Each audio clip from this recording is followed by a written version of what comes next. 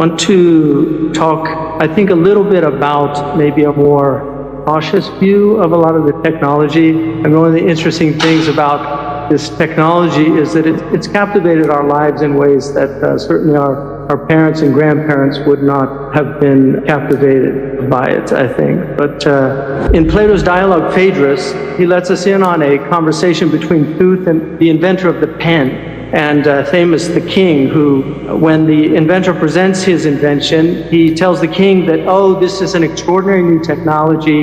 It's going to do wonders. It's going to enable human beings to preserve their knowledge. Well, the king tells him it's not for the inventor to tell us what the benefit of the invention is, but for others who are going to look at the invention to tell. And the king tells him that it's quite the opposite of what you think, that the introduction of the pen is going to cause the loss of knowledge and not the preservation of knowledge, because people will no longer rely on their memories, that knowledge won't come from inside of themselves, but from outside of themselves.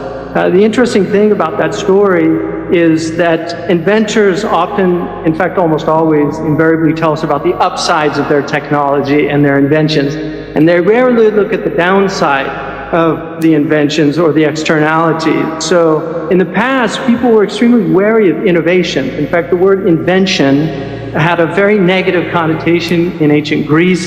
It had a negative connotation in the Christian world and the Muslim world. Our Prophet Muhammad, peace be upon him, said, "Iyaka wa muhdathat al-umur." Beware of novelties, because religion by its very nature is a conservative enterprise, but it also is very wary of destabilizing element. When things change too rapidly, things become destabilized. It was Machiavelli who really put a positive spin on inventions in the print. There's a real change after Machiavelli in the approach to invention. So one of the modern myths that many progressives will constantly remind us is that you can't stop progress. There are many iterations of this. One of them is you can't turn the clock back. And I think there's some assumptions embedded in this. One of them is that progress is good by its nature, and also that it's a juggernaut. It's an unstoppable force that we simply have to submit to. So I want to argue that we actually have historical examples that counter both those views. One example, when the car was first invented, there was a lot of pushback in cities about the cars because they were very noisy and problematic. But one of the arguments was it was so much cleaner than the horse. So we can put that one to rest. But there are other really interesting examples. So another one is in the Second Lateral Council under Pope Innocent II in 1139. He actually outlawed the use of crossbows because he considered them to be unethical.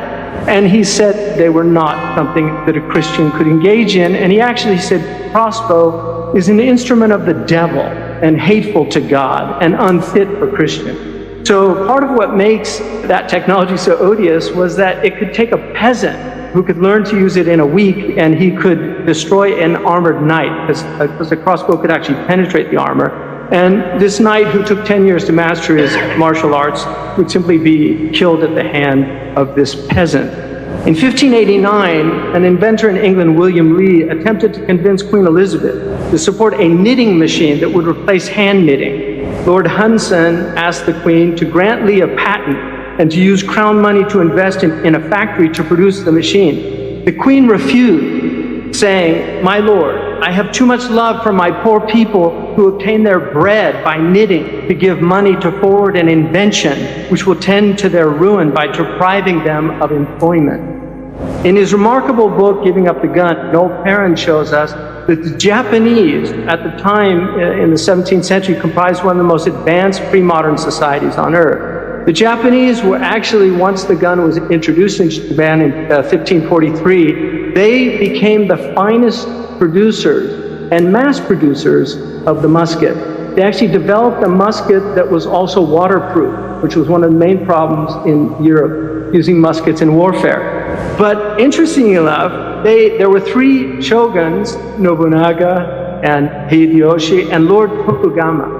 And these people unified the warring principalities of Japan and actually outlawed the gun. And so for 300 years, Japan actually chose to reject the technology. This is a really important historical example of where a society decided, and part of the reason for the decision was, again, they saw that it was one, a cruel way of killing people, but another, that a samurai who spent 20 years mastering the martial arts could be killed by a peasant with a musket. Another really interesting example is in the Ottoman Empire. For almost 300 years, they chose not to use the Gutenberg printing press of movable print.